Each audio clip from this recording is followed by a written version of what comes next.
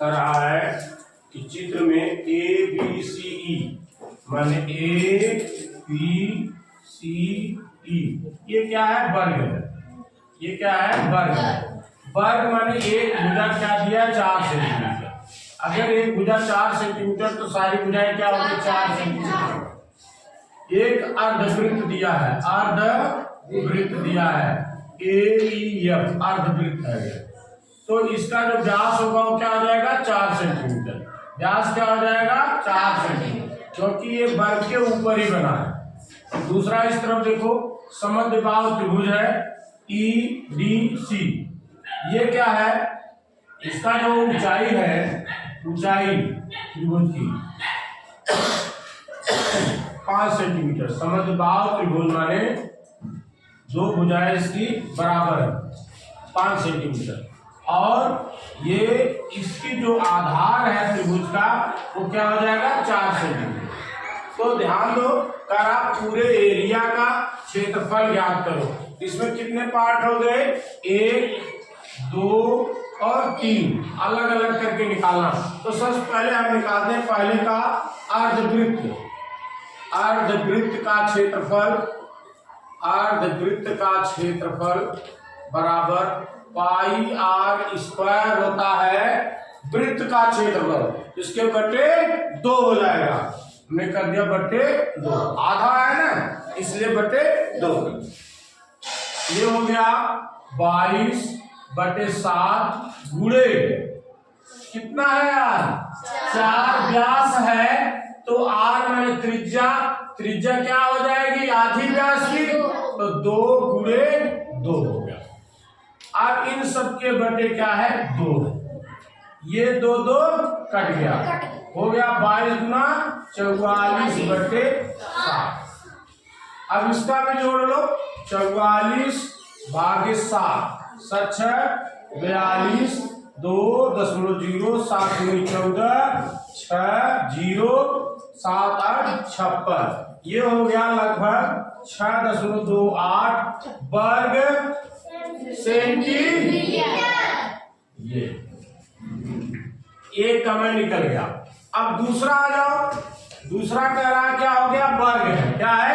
वर्ग। वर्ग ABCE का क्षेत्रफल बराबर भुजा का वर्ग। क्या होता है? भुजा का वर्ग, यानी भुजा गुणे भुजा, भुजा गुणे भुजा। तो ये भुजा क्या है? 4 सेंटीमीटर है वर्ग की, तो हो गया 4 गुणे 4, 4 चौक 16। क्या हो गया? 4 चौक 16 वर्ग सेंटीमीटर। अब तीसरा आ जाओ। तीसरा है समद्विबाहु त्रिभुज। समद्विबाहु त्रिभुज, समद्विबाहु त्रिभुज का क्षेत्रफल सूत्र के ऊपर ही डिपेंड है बेटा। अगर सूत्र आप लोग याद किए हो तो कोई दिक्कत नहीं है। आधार गुणे लंब बटे 2, यानी लंब, या इसको हम लिख सकते हैं ऊंचाई। इसको क्या लिख सकते हैं? ऊंचाई। तो आधार कितना है इसका? 4। आधार कितना है? 4 गुणे ऊंचाई कितना है? 5 बटे 4। क्या हो गया?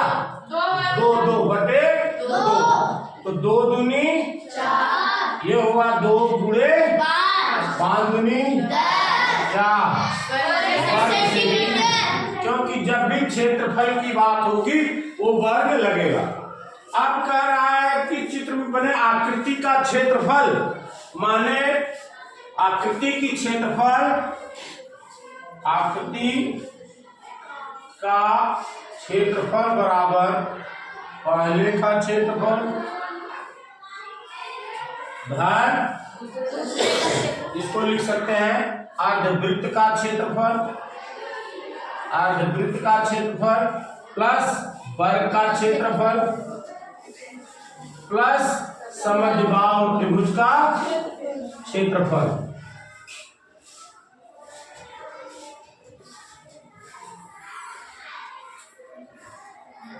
अब देखो यहाँ पर अर्धवृत्त का क्या है 6.28 प्लस वर्ग कितना है 16 प्लस कितना है 10 16 10 26 26 6 32 32.28 वर्ग सेंटीमीटर। यही हमारा उत्तर है। एक शंख की ऊंचाई 48 सेंटीमीटर और आधार का व्यास मान लो ये हमारा शंख क्या है शंख।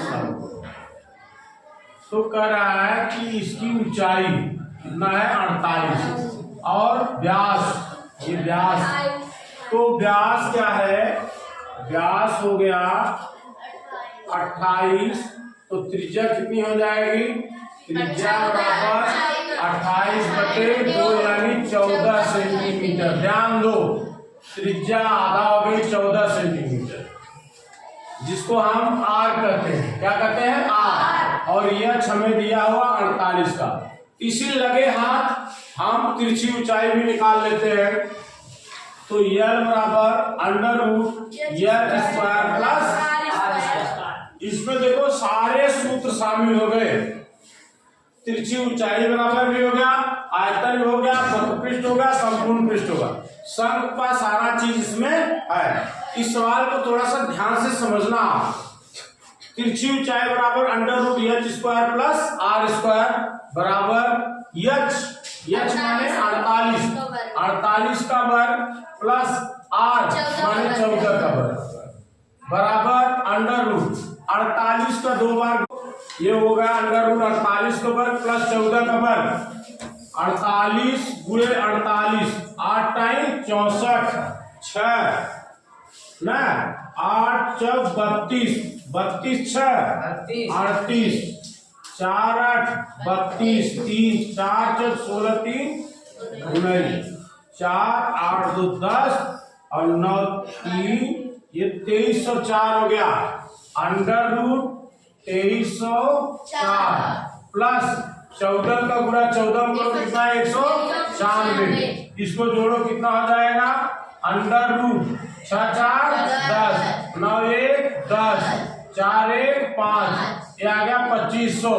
इसका वर्गमूल लोगे तो 50 आ जाएगा प्लस माइनस 50 यानी तिरछी ऊंचाई क्या हो गई 50 सेंटीमीटर। क्या हो गया 50 सेंटीमीटर।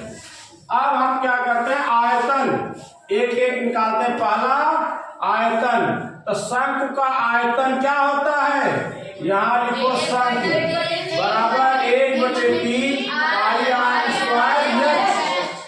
इसके बाद हो गया 1/3 गुणे 22/7 गुणे 14 गुणे कितना है 48 7 दूनी 3 के 3 3 6 18 22 गुना 44 गुणे 14 गुणे 16 गुणा करो इसको 14 का 16 में गुणा करो 6 चौक 24 2 6 चौक 24 का 2 4 के 4 2 6 6 1 4 6 6 12 224 इसी में लगे हाथ 44 पूरा करो 4 चौक 16 1 4 दूनी 8 1 9 4 दूनी 8 6 9 8 एक 6 9 6 15 1 18 और 1 9856 घन आयतन है इसलिए घन सेंटीमीटर पहला हो गया। दूसरा है वक्रपृष्ठ। जान लो वक्रपृष्ठ किसका शंख का वक्रपृष्ठ क्या होता है πr/L ये हुआ 22/7 गुणे R 14 गुणे यह अभी निकाला मैंने 50 7 दूनी ये हुआ 22 गुणे 44 गुणे 50 गुणा करो 0, 5 चौक 20, 5 चौक 20 2 22 वर्ग क्या होगा वर्ग सेंटीमीटर। बेटा इकाई का ध्यान जरूर रखना। और तीसरा है संपूर्ण पृष्ठ। इसका समका संपूर्ण पृष्ठ पाई आर कोष्टक में आगे पाई आर प्लस आर सूत्र याद होना चाहिए। और इसमें सब सूत्र आ जाएंगे। आयतन भी आ गया, वक्र पृष्ठ आ गया, संपूर्ण पृष्ठ आ गया, तिरछी ऊंचाई का आ गया। ये है 22/7 गुणे 14 आर माने 14 कोष्टक में 50 प्लस 14। ये देखो 7 दूनी 14, ये 22 गुना गुणे इसको जोड़ लो 64 बराबर 44 में 64 का गुणा कर दो। 44 में 64 का गुणा करो।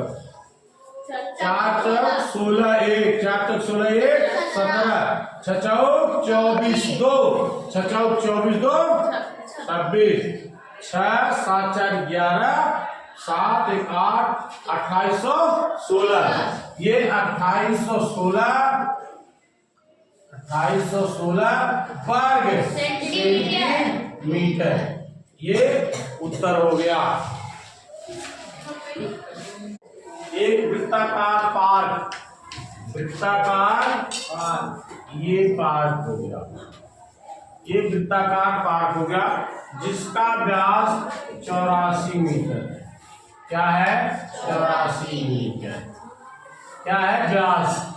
अगर व्यास 84 है तो त्रिज्या क्या हो जाएगी, तो त्रिज्या व्यास बटे 2 हो जाएगी, यानी 2 चौक 42 मीटर। क्या हो जाएगी 42 मीटर त्रिज्या, जिसको आर कहते हैं। हो गया इतना।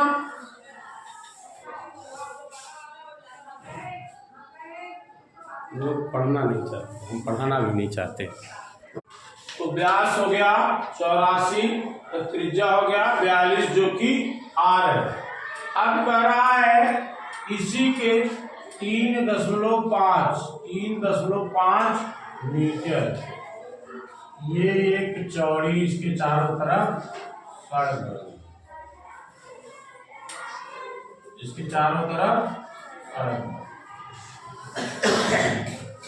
अब देखो ये छोटा वृत्त हो गया और ये वाला बड़ा वृत्त हो गया। इस बड़े वाले वृत्त के क्षेत्रफल में से अगर छोटे वाले वृत्त का क्षेत्रफल निकाल देंगे, इस सड़क का क्षेत्रफल हमें निकल जाएगा। यही हमें निकालना है। इसी सड़क का मरम्मत होना है और मरम्मत 20 रुपए पर वर्ग मीटर के हिसाब से करना है। अब देखो सबसे पहले छोटे वृत्त का क्या है। छोटे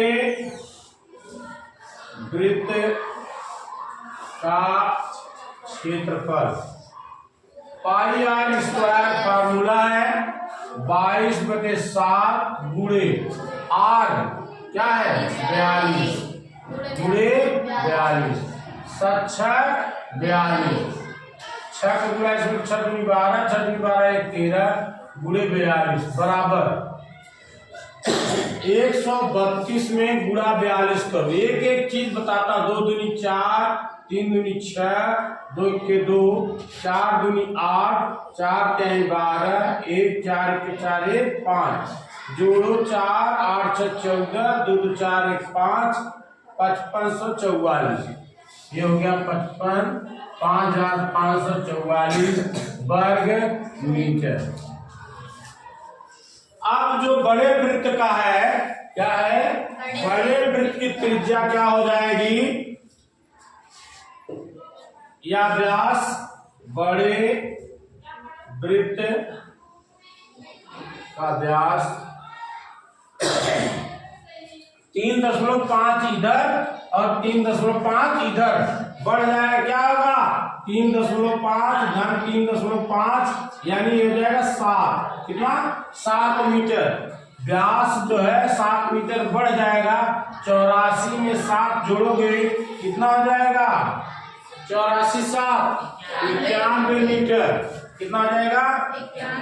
और इसकी आर माने त्रिज्या क्या आ जाएगी? 91/2 मीटर। अब बड़े वृत्त का क्षेत्रफल, बड़े वृत्त का क्षेत्रफल बराबर पाई आर स्क्वायर। ये हो गया 22/7 गुणे 91/2 गुणे 91/2 2 में, ठीक ना? ये हो गया 91 गुणे 91, 7 से कर सकता है, 7 के 7 और 7 त्रिक 21 हो गया। ये 11 गुणे 13 गुणे 91/2। इसको कर लो, 13 में 11 का गुणा किया, 11 के 33, 3 11 के 11, 11 3 14। अब इसमें गुणा कर लो कितने का? 91 का। 91 गुणा करो, 3 4 1 9 3 27 2 9 4 36 2 38 9 के 9 9 3 9 3 12। ये हो गया 3 7 4 11 8 1 9 9 1 10। ये हो गया 13,013। कितना हो गया? 13,013 वर्ग मीटर। अब कह रहा है इस रोड का क्षेत्रफल कितना होगा? बटे 2 बराबर, इसको कर दो, पॉइंट में निकाल लो। 6 दूनी 12 2 पंजे 10 0 6 दूनी 12 1 2 पंजे 10। अब जो है रोड का क्षेत्रफल, रोड का क्षेत्रफल बराबर बड़े वृत्त का क्षेत्रफल, बड़े वृत्त का क्षेत्रफल ऋण छोटे वृत्त का क्षेत्रफल, छोटे वृत्त का क्षेत्रफल। ये देखो बड़े में कितना है? 6,506.5 माइनस छोटे का 5,544 बराबर, ये देखो 6,506.5 और 5,544 घटा दो, 0.5 2 10 4 के 6, यहाँ आ गया 14 14 5 के 9 962.5 वर्ग मीटर। ध्यान दो, करा 1 वर्ग मीटर की, यहाँ लिख लो, क्योंकि 1 वर्ग मीटर